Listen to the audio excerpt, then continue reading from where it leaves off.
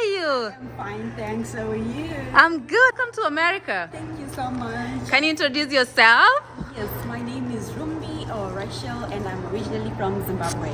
Wow, first day in America, correct? First day in America. I'm so excited. Oh, so what are your goals? What do you think? Like in 5 years? I've got a whole lot planned. Just watch the space. I've got a whole lot. Definitely you'll hear of me. All right, welcome, welcome, welcome. Okay, hello guys. My name is Rhumbie Rachel, and I'm from Zimbabwe. So DV lottery winner from Zimbabwe, right? Yes. So when did you win the green card lottery? What year? 2023, DV 2023. Oh, you applied in 2021 Yes, and then you won in 2022. Yes. And then you're right here in 2023. Correct, yes. Okay. So let's start. How many times did you apply before you won? I applied about 2 times before I won. The third time, that's the one which I won. So you won the third time? Yes. So the first time you did not win, the second The time? second time I did not win. The third year I did not apply because that was the COVID year. Then the next year I applied, then fortunately, yep, that's when I won. Okay, yeah, congratulations. Now you're here. Yep, now I'm in America.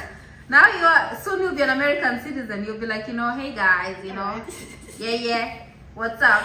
I'm Americanized. Okay, so let's talk about the whole process. So Yes. from the application, who took that picture for you? The one you used when you won, not when you did not win. Or maybe you can talk about even when you did not win. Oh, so yeah. the times you did not win, who took that picture? All the time, like basically all the time, I've always had my pictures taken from the photo studios. So you did the same photo studio for all the 3 Yes, times? same photo studio for all the times, yeah. Okay. So you applied from, the photo was in the photo studio, and then what about the application? Did you use your phone? Did you go to a cyber? What did you use to apply? Oh yes, I just used my phone. I used to apply by myself on my phone, yeah. It takes like 3 minutes just to apply. It's free. Free People of pay charge, people yeah. a lot of money. Guys, if you want to pay me a lot of money to apply for you, I'll go ahead and do that, but you don't have For to. you, yeah. Okay, so you applied on the phone. So when was that? Do you remember like what day? I know like sometimes it's hard to remember. Usually it's between October and November. So when was that? Do you remember? I think it must have been October 12th, if I'm not mistaken, but it was in October. I usually apply like a few days after they open. I don't like using like the first 1-2 days because Everybody's website will applying. be up. So yeah, so I don't want to make a mistake, upload, then think like it's loading, then think like, did it go through? Did it not go through? Yeah. So yeah, so usually I apply after about like 2-3 days when it's open, yeah. So I think it was around October 12th, yeah. So you applied October 12th, and you applied using a phone. With You my did it phone. all yourself. Photo, Yeah. you took in a studio, and then you applied using your phone. So when did you find out you won the green card lottery? I found out that I won the green card lottery in May 2022 when the results came. I think it was a few days after the results came. I'd even forgotten about it, that the results were released already. Then a few days later, then my friend reminded me of the results. That's when I was like, oh yeah, let me go and check. So when I checked that, I saw you've been randomly selected Whoa. to proceed. Girl, so how was the Yeah. feeling at that time? You know, twice you did not win. Yeah. And then this time you get the letter. So what was your feeling at that I time? was so excited. I was really happy. I was so shocked. Wow. I was somewhat like still not believing it. I spent like I think almost 5 good minutes just looking at the results and just looking at it like yeah. You're like, is it real? Is it real? Yeah, I was so excited. Yeah. So after you won, you find out you won, what next steps did you take? Like what did you do? So the next step that you will take after you win is to to fill up the GS260. So because they will give you like a link when the results come, they'll give you like a confirmation with the confirmation number. After you check, you get the like a case number. After the case number, that's when you use that case number to apply for a GS260. So that's when I filled it. But I filled like mine, I think it was around July, like a month later. Yeah. Oh, a month later. So July, you filled your DS260. Yes. And then so in the DS260, how did you get a host at that time? A friend of mine actually referred me to someone, so from the internet. So from there I had to pay like the money, then they'll just charge for the address. So that's how I got. So that's the address, not the hosting. They just charge you first for the address. For the address, yes. So I had to pay online then for the address, yes. All so right. that's the reason why I actually delayed to fill in the DS260 because Yeah. of the address. Yeah, because you need a lot of people don't realize that they'll need the address True. for the DS260. They just win and just sit around, not knowing like you need an Exactly. address to Exactly. complete your DS260. Yes. So now you fill out the DS260. That was like in July of 23. So when were you scheduled? Now when did you get your 2NL? The 2NL came in 2023 and June also. It came in June also. Wow. Yeah. So it came like the following year in June. That's when I was now scheduled for an interview. They sent a link from the US government. They sent a link in my email, which that's the other thing. You're supposed to be like extra careful and checking your emails, because I was just randomly going through my emails and then it comes saying no reply. So I was thinking that maybe it's like a spam email or something. I was just about to delete it. Then I was like, oh, let me just open. So when I opened, that's when I saw that there's a link that you have to go and open and see the trailer. So yep, Because that's how people get scammed, because they say, oh, you know, like we'll call you, or maybe you get an email that's not from the Department of State, just a random email from somebody. They're like, oh, you won, you need to pay money before you continue with the process. So that's how scammers get to you. But then you have to be careful about the email you put in your DS260, because everything will be sent to that email. Directly to that email, yes. Okay, so now you get a 2NL, and then when were you scheduled for the interview? What month? So the 2NL, when it came from in June, it scheduled me for the interview in August, on August 10th to be precise. But then yes, so they said it was around the 7:30 interview in the morning. But then a few weeks later, when you're close to the interview, specifically from the embassy in Zimbabwe, usually it will send you like another email with the same date, but it had like a different time stamp. So that's one thing that you also have to. So they send you two. What did you say? So one you get like an interview date, and then the other one you get a time. Yes, it was the same interview date, but it had like a different time slot. Oh. So it's the same date but different time slot. The one that comes from this side and then the one that comes from the US embassy direct. Yeah, that's interesting, because like, you know, if you just check the first email and then they send you the second email and you don't pay attention. Exactly, then you're. So that's for Zimbabwe, because a lot of other countries they don't do that. Yes, that's for Zimbabwe specifically. Okay, so now we've talked about the DS260. So did you fill it yourself or somebody helped you? Yes, I filled the DS260 all by myself. It's also good to fill, because the instructions are just right by the side of the form. So the form, the instructions right on the side. So like if you want to do it, you can do it yourself. You don't need to pay somebody $300 to fill your DS260. You can actually do it yourself. You can just fill it by yourself. Yes. People say ignorance is expensive. So if you don't research, you don't study, you don't read stuff, you're going to be paying people to do something that you can actually do it yourself. Yeah. Okay, so let's talk about your 2NL. What was included in your 2NL and how did it come? From the US government, they will send you through the email, they'll send you the link. So after that, you just have to check for updates. Then from the updates, that's when you see that you have now been scheduled for the interview on this date. So every single time you go to this link that they sent you to check if it's updated? Not really. I'll just waited for the email to come. So when the email came, it would now inform me that you have updates. So that's when I would go to the link that they sent you. Get the website and then you open up your. From the link, that's when you see the date of the interview and the interview embassy that you're going to be using. Yes. So you see the interview date. And then the name of the embassy. What else was in there? Do you remember? Like information about your medical, was it in there as well? Not really. That one would come from the second email that will come directly from the US embassy in Harare. The one that had the same date and the different time. That's when they'll send you information about the medicals and the police clearance, because you also have to do like a police clearance. So for the police clearance part, you have to do one from Zimbabwe. If you're born and raised in Zimbabwe, you have to do like a Zimbabwean police clearance. Then if you have lived in any other country outside of Zimbabwe for more than 6 months, you also have to get a police clearance from that all those countries, even if it's 5. A lot of people are asking like, okay, I lived somewhere like 20 years ago, yes. If you live there more than Yes. 6 months, you will need police clearance you will from need there. a police clearance from the, and then in the medical information they'll also tell you like the medical panels that they use. They only have like 2 officialized medical panels. There's one in the city center, like in town. I think it's Jason Chinamano and something, but that's Dr. Posen. They'll give you like all the details.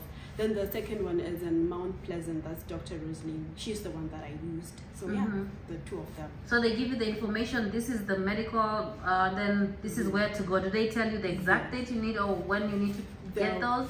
Yeah, they will not tell you exactly, but they will just tell you that you need to get like the police clearance before the interview. That's one thing you're supposed to get before the interview. Then the medicals in Zimbabwe specifically, you cannot do the medicals before the interview. You have to wait for the interview first. If you're scheduled for the interview, you wait for the interview, go for the interview. Then after the interview, that's when you can go for the medical, if they give you like a go ahead. So you have to go. Yes. If you pass the interview, that's when you do the medical, which is really good because you save money. True. So if you don't get a visa, there's no point of doing a medical. No point of doing the medical, exactly, because it's very expensive to do the medical. And how much was the medical in Zimbabwe? In Zimbabwe, it's around 700 and something. But the price will slightly differ up and down depending on the vaccinations that you have. Yeah, so if you have like prior vaccinations with your kid, records of that, then it reduces the cost a little bit. It will be way much more, yes, easier. If you have like that yellow card that all Zimbabweans have, there's like a yellow card that they give you like at birth with vaccinations. That will also drastically reduce the price as well. I think it will slash out like $200-300 US. Wow. But you have to have kept it because that's like a card you get from birth. Like you have to, yeah. So there's no way to get records from the ministry or whatever? That will take you like forever. I don't know if they've got like... So you'd rather just pay for it? Yes, you'd just rather pay for it and get another one. But 700 is a lot of money. A lot of countries like 200, 300, 400. $700 is a lot of money. US dollars, yeah. US dollars. That's a lot of money. So regardless of which medical, you said they sent you 2. So regardless of where you went, it will be still $700. $700 was actually from the cheaper one. So the other one would cost you way much more if you had to go there. Like the one that I used in Mount Pleasant, that was the one which was cheaper one. So if you go to the other one, it would be slightly more than that. Yeah. So yeah. Oh wow. It's expensive. When you showed up at the medical, what did you need to take at the medical with you? When you go for your medicals, you just need to bring your letter from the embassy, because after you finish your interview at the embassy, they'll give you like a letter for go ahead to do the medicals. Then you just have to go with that letter. You have to go with a form of identification like your ID. Then you also have to take your passport with you. Then you also have to have been vaccinated for a COVID. Also, you need vaccination for COVID before you go. They can't give you COVID vaccine there? No, they can't. But you can get a COVID vaccine. Let's say if you haven't been vaccinated before, you can be vaccinated, but you have to wait weeks before you start the medicals. So it's better when you already have like... So you'd rather just get it before you just show up, and it's easier for you? To just forward the process. So you get like a letter. So your case is different, like the other embassies, they don't need the letter from the embassy. But then you have to have a letter that you'll be granted a visa first. Like if you're denied, then you're not supposed to. Then you're not even supposed to, yes. Okay. Even if you try to play fast about it and go to the medicals before the interview or without, they'll still not do the medicals. Yeah. Wow. Because they need that letter there. Because it's expensive. It's completely understandable. Yes. So you went there, you presented all your information there, and then now you are at the doctor's office. Yes. So what is the process? Can you just explain a little bit, just like what's the process since you arrived, what the medical involved, and what was the kind of questions that they asked you? From the medicals, they'll just ask you like generally about your health and stuff like that. If you've got any medication that you've been taking anyhow, then they'll also do like a physical exam, like a whole physical exam. Then that's where they'll give you like vaccinations if you had some that are missing. And yeah, that's just more about. And they'll also conduct tests, like a lot of tests. I think they did. For the TB, did you get the one they put on your skin, or did they do an X-ray? They did an X-ray. They do the X-ray one. Yes. Okay, so you did the X-ray one. They send you to like a referral place. Then you do like the X-ray one. Okay, so that was pretty much. How long did the medical take, like the procedure from start to finish? Procedure, mine was a bit delayed because there was like a holiday in between, but otherwise, if not for the holiday, it would take like 3-4 days for the medical to be finished. Yeah. Oh, okay. It's not like very, very long. Yeah. So when they finish the medical, I know like in some embassies they give you, I mean in some countries, they'll give you the envelope and then you take it to the embassy. But then you already had the interview. So how did the embassy get your medical? All right, so for the DV lottery specifically, if you finish the medicals, you still have to go back to the doctors. They'll give you like a date where you can come back and collect your result. Then they'll give you the medical sealed in envelope. Then you have to take it back to the embassy. Then when you take it back to the embassy, you leave it there. That's when you leave your passport again. Because even when you finish the interview, they'll give you your passport because you need it for the medical. So okay. So like it's not like the other embassies, you go to the interview and then you leave your passport there. So they give it back because you need it for your medical. Exactly, yes. Oh, okay. So they gave you just one copy or they gave you 2 copies? They'll just give you like 1 copy. Yes. Okay. And then when you drop it at the embassy, did they give you a copy that you had to travel with or? Not really, no. No. I think that's the same copy that they will put like in the packet. Yeah, in the packet. That's what I'm talking about. Yeah. So they will, after they double check, they put they give you another envelope after they put all that information in there, and then they seal it. And then what are you supposed to do with the envelope? Number 1, not open it. Do not open it. Like even if your ancestors are speaking to you, that try to open a little bit to see what's in there. Number 1, not open it. Do not open that envelope. That's the only thing that will deny you entry in the United States. If they see like even you tempered with a little bit like on the side, with a seal or something, that's it. You're out. Yeah. You're out. Open it, and number 2, of course, carry it with you. And carry it with you in your hand luggage, not in the main suitcases that you put in. Just in the make sure it's safe. You secure that. Keep it safe the way you keep your passport, because literally it's your passport to get in. Okay, so now you did your medical. So with your 2NL, let's talk about that. So you got your 2NL medical, you got it in a separate email, but then with your 2NL interview date, the place for the interview, what else was in your 2NL? Nothing much. I think that's just about it. Yeah. So where did the affidavit of support, like whatever you need with the affidavit, was it in the 2NL or? Yes, thank you for reminding me. From the email that they sent, it didn't come specifically from the 2NL from the government, because they send an email from the government side with the link. But the 2NL, there's like a separate email that will be sent from the embassy in Zimbabwe. I don't know if it goes for the other interview. That's where they'll tell you, with the same email that they'll tell you need to get a police clearance and then don't do your medicals until after the interview, and the same email that they'll tell you like an interview. They'll also give you like PDF form attached with all the necessary things that you need. So they'll tell you for minimum requirement for you to even go for the interview, you need to have at least a minimum of 5 O-levels. That's for Zimbabwe. So that's education level. Education level. Yes. So 5 O-levels is like high school. That's like high school Form 4 in Zimbabwe. Oh, okay. Yes, in Zimbabwe for Form 4. But for me, I just went with both my O-level and A-level, like Form 4 and Form 6.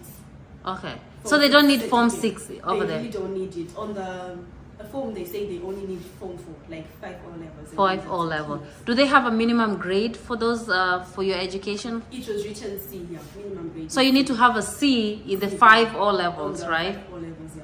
So what if you scored maybe a D, but then you went to university and then you got a degree? Does that make a difference? Do you know? I wouldn't be like too sure, but from Probably my not. own, not that I'm encouraging or advising someone, but from my own perspective, if it was like that, I think I would rather still encourage someone to take their chances and still go. It's better for them to deny you than for you to just assume, to have an assumption. You'll spend all that money, but still.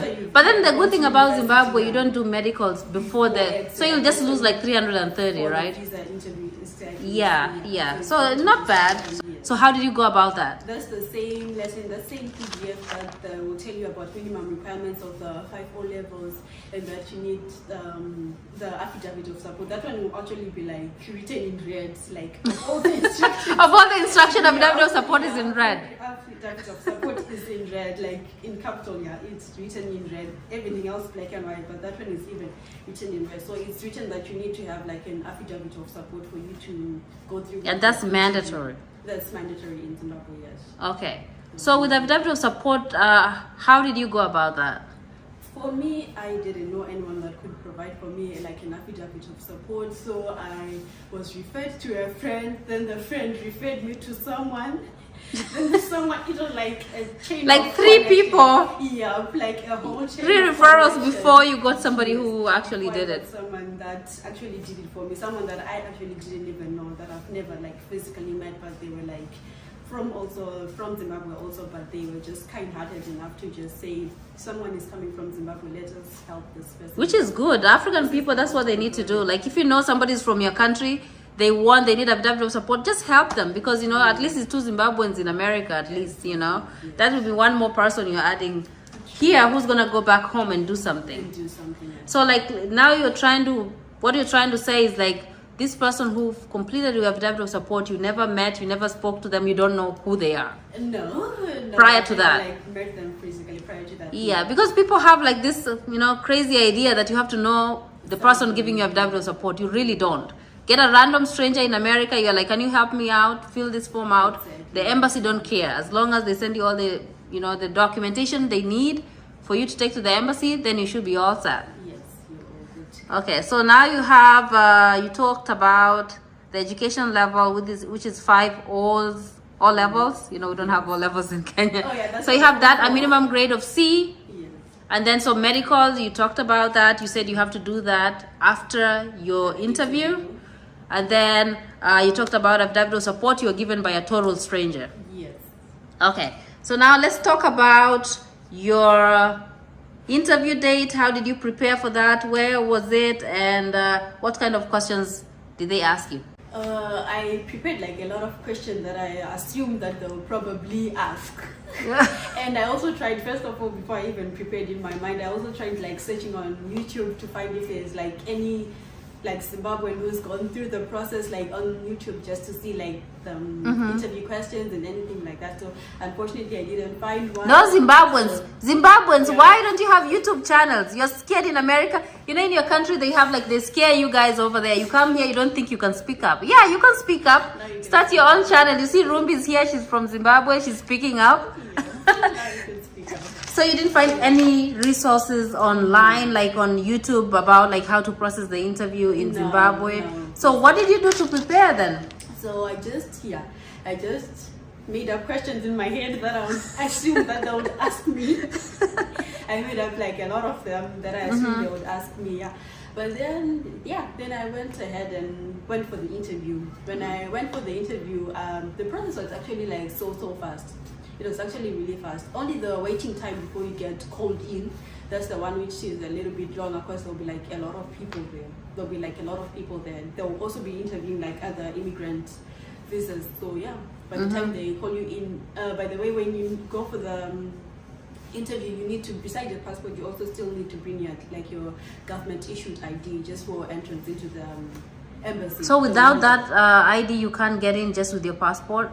You can get in just with your passport, but the process will take long and like passing through. Also, just come with your national ID. So you took your national ID, you had the appointment letter, right? Yes, the appointment letter to prove your appointment letter, your ID, and your other documents, like your supporting document. I also brought like a physical copy of the I-134, and then I brought, I think, and my educational certificates. Those are the ones that you're supposed to bring, and the certificates are supposed to be original forms, not photocopies. So with your certificate, I know in Kenya it's a little bit different. You have to go to the Department of Education to send them directly to the embassy. Oh, okay. In Zimbabwe, do you just get them from nowhere, like from whatever you got in the past? What if you forge them, like you have like certificate? I think they have a way of confirming those results. I'm not too sure, but you just bring like the original certificate, because usually when you graduate, after some months, they'll give you like a slip when you graduate. Then after some months, the original certificate comes in. So that's the certificate which you go through.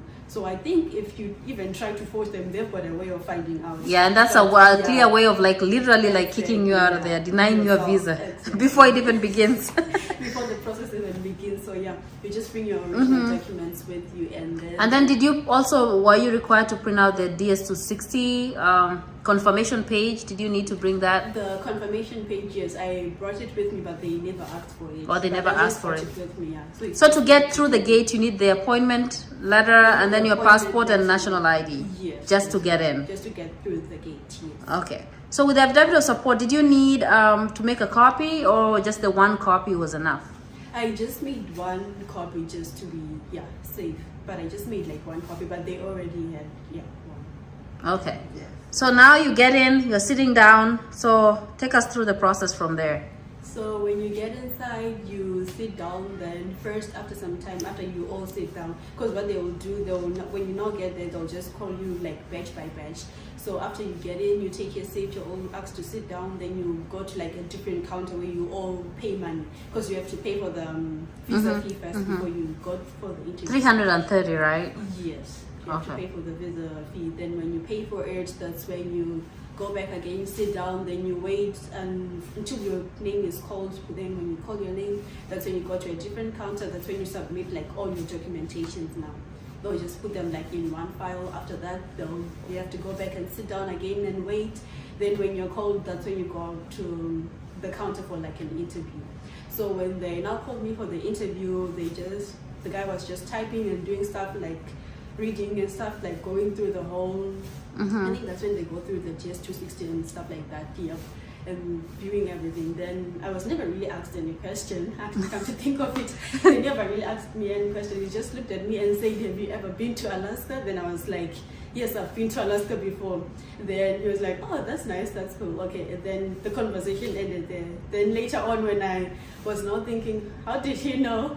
That's when I remembered, oh yeah, I was wearing a jacket that was written Alaska. Then I was like, oh, those people are like so. And you didn't lie, you really did go to Alaska, so it wasn't like you lied. Yes. Because if you lie, you're gonna get your visa denied, so you have to tell the truth. Yeah, now that's when they'll start digging, yeah. So later, that's when I remembered I was wearing a jacket that was branded Alaska. Then I was like, oh, that's why they asked when they're like. So they didn't ask you like where you're going, who gave you the FW support, no, nothing. No. But you had traveled a lot. You've been in the US a couple times, so. Yes, when I was working on the cruise ship. Yeah, she was working in the cruise ship, so she was making all these stops in the US. So they really knew, like, you know, she didn't get stuck here or didn't like come in and refuse to go back.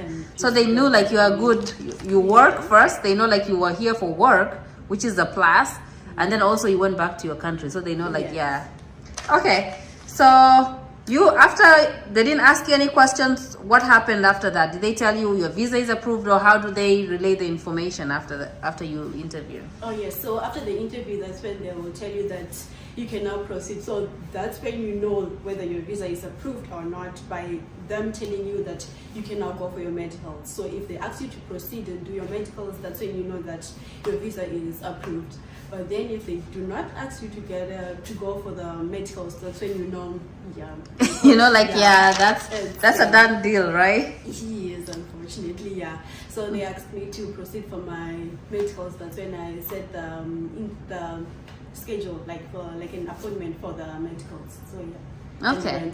But if you'd also like, that's what I did for Zimbabwe, because most of the times they are like fully booked. If you want to try and save time, because when you're moving like closer to the year end, like the fiscal year end of the DVLottery, because you have to have your visa before the 30th of September. Yeah, 30th of September. Yeah, so to save time, when you get like that email from the US embassy telling you like you need to do your police clearance and stuff like that, that's when you can call and just schedule an appointment with the doctors, because you can't walk in. It's not like a walk-in appointment. So that's when you just set an appointment, and your appointment should be after the date of your interview, so that by the time you do the interview, now you're just going for the so that's a good idea to plan ahead. So like if your interview is like on the 9th, schedule like 10th or 11th, because you know you'll need it anyways. Yes. So when you schedule, do you pay for it or you pay after? After, you pay afterwards at the time of the medicals, yes. So scheduling is just free. So because if you wait until the interview, it will take you more time before you get. So you had a unique experience than all the other DVLottery winners. Maybe Geoffrey had a close experience like that, but your year, instead of September 30th, they stopped processing September 7th.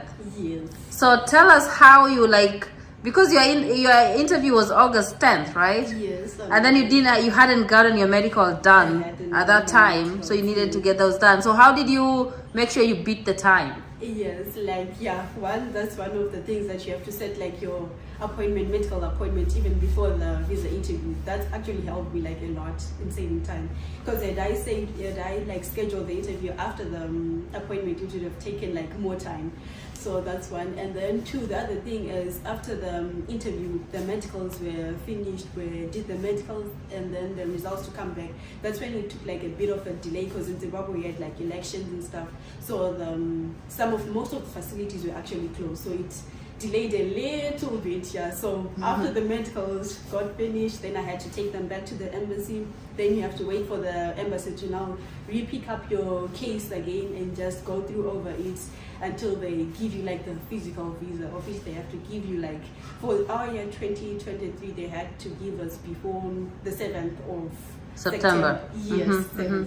Because they ran out of visas. I think so, yes. They did, yes. They had given the 55,000, so they were just like, just doing the last people. Yes, So your passport, you had to take your passport back when you took your medical. So when did you take your medical back? Do you remember the date, like approximate? I don't remember the specific dates exactly, but I think it was like 2 weeks before like September 7th. Yes, before they closed.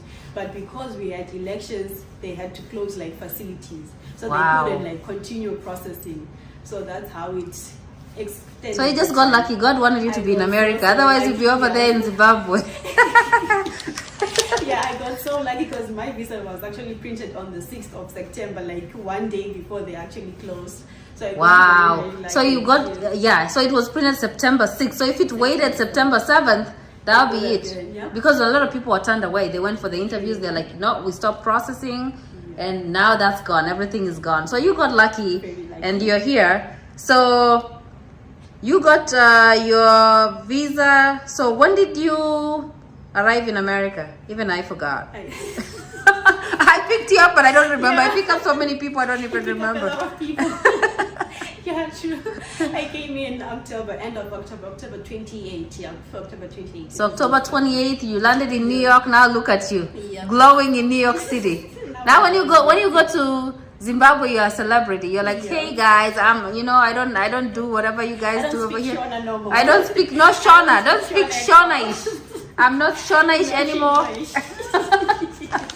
Just speak to me in English. In English only.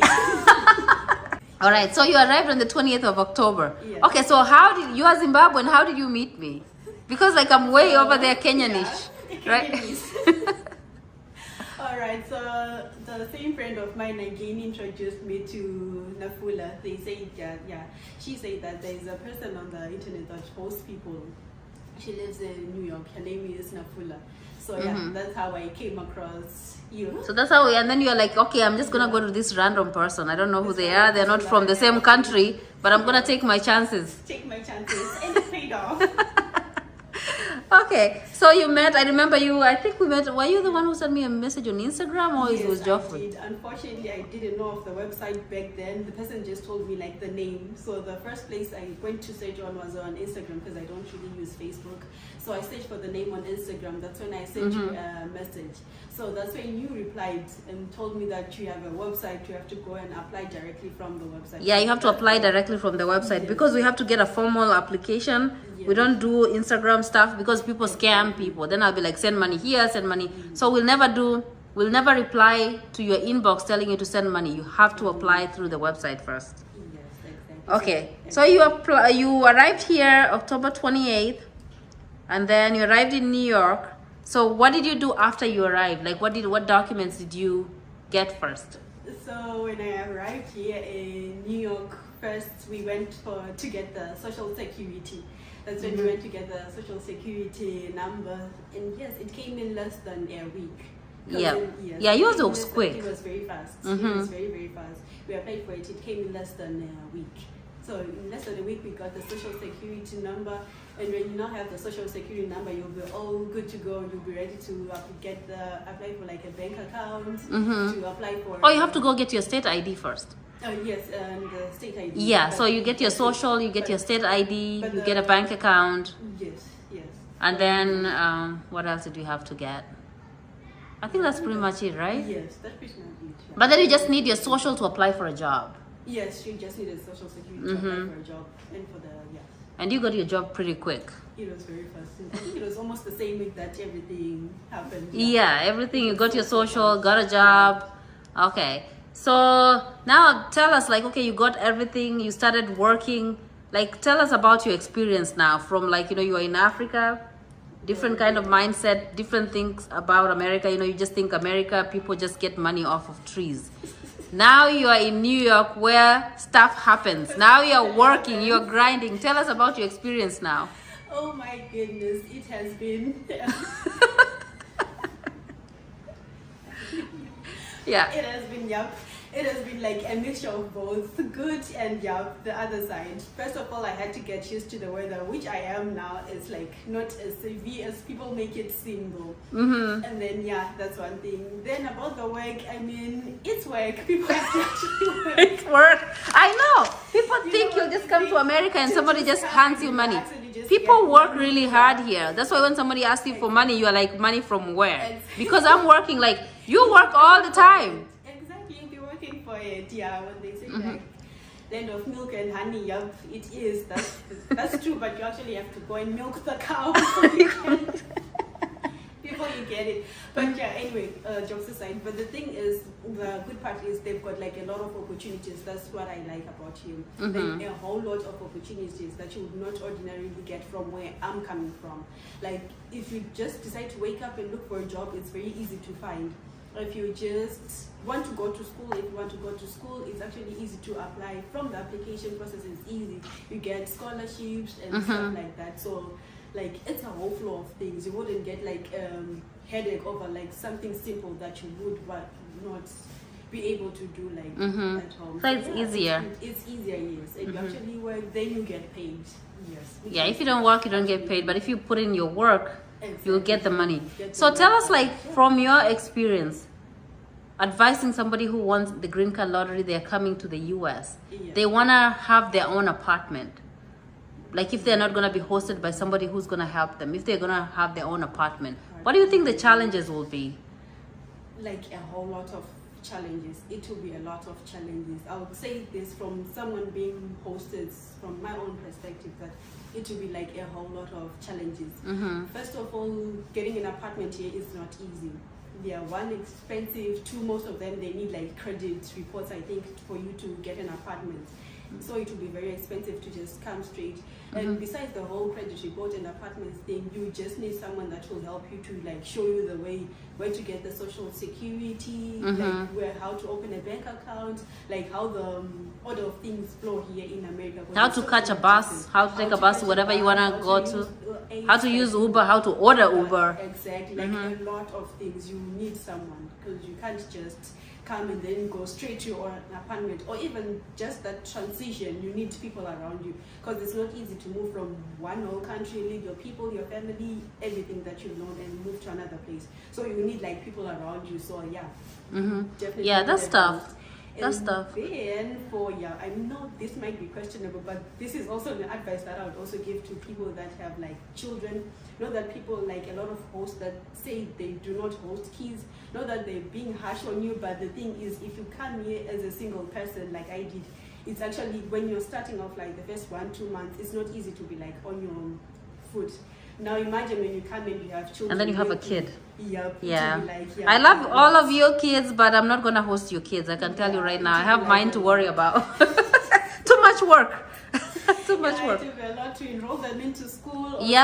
So they have to come and see, work the way you work, and see if they want kids around them. Exactly. And if they're ready to get their own kids, they can go back and get them. Yes, you can just come here, work first, get stable, then you can bring your kids later. Because if you bring your kids with you, then same time, you will need like daycare for those kids to be watched while you are at work. Or fish to balance both, it will be like so difficult. So that's some of the advice I would give. So how can you talk about the social life over here? Like, you've been in America, in Africa, you just stop in somebody's house and say, hey, what are you eating today?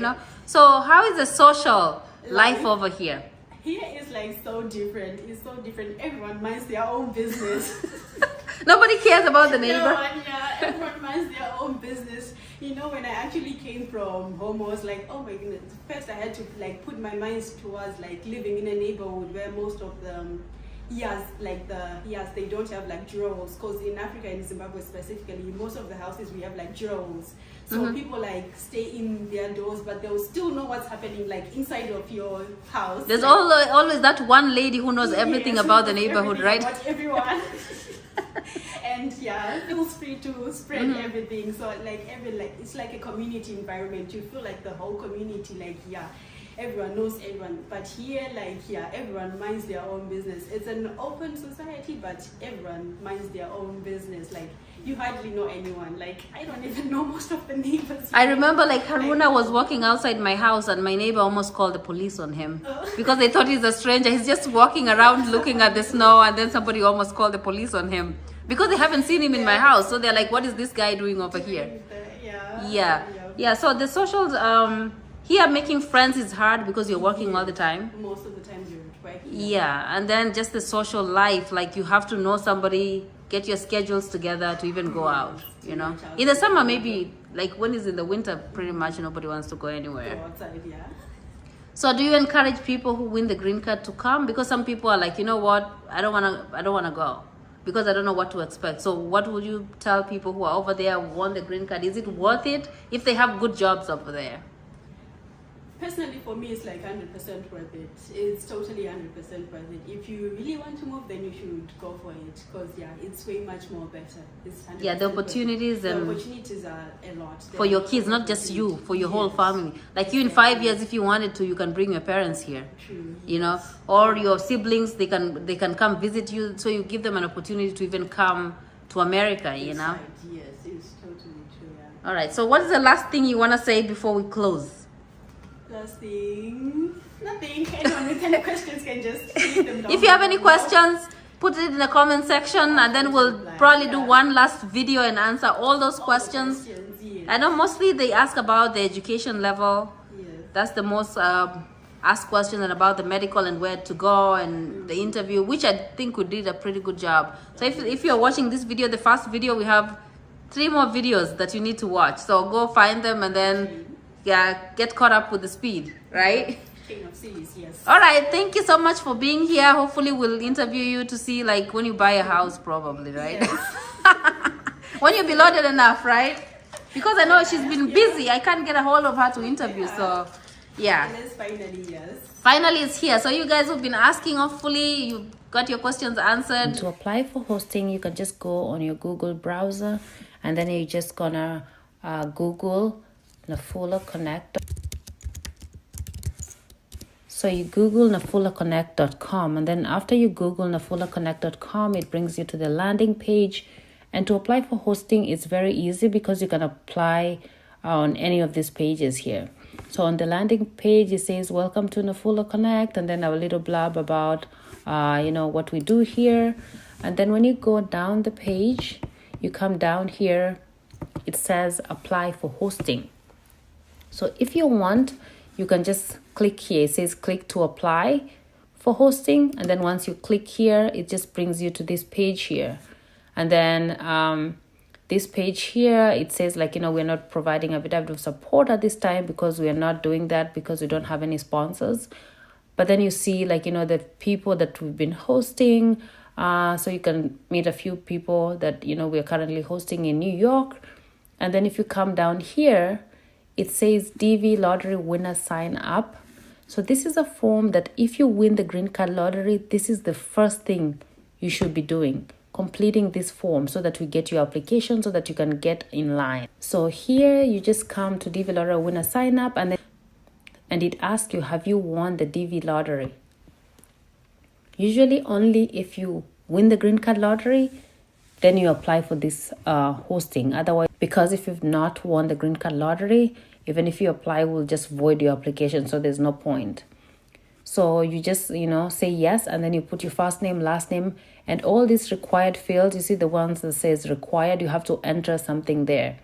The most important thing, we'll need a confirmation number, and then we'll need a case number, because only DV lottery winners get this number. So to distinguish between somebody who's just applying to apply and somebody who really needs hosting, I know I need to see the confirmation number and your case number. So that way I know you won the green card lottery, and that way I know even if I get in touch with you. You're not just wasting my time. I know you are somebody who needs a hosting versus just somebody who's coming on a visitor's visa or somebody who's just applying for this form without winning the green card lottery. So everything else is important, but then your name, your country where you're from, and then your confirmation number, we need that information. Also with your case number, I need to look at that to see when you'll be scheduled, to see like what is the approximate time you'll be arriving in the United States. So if I have to set up hosting, I know like what's your case number so that to help me plan accordingly. So you can apply for hosting there.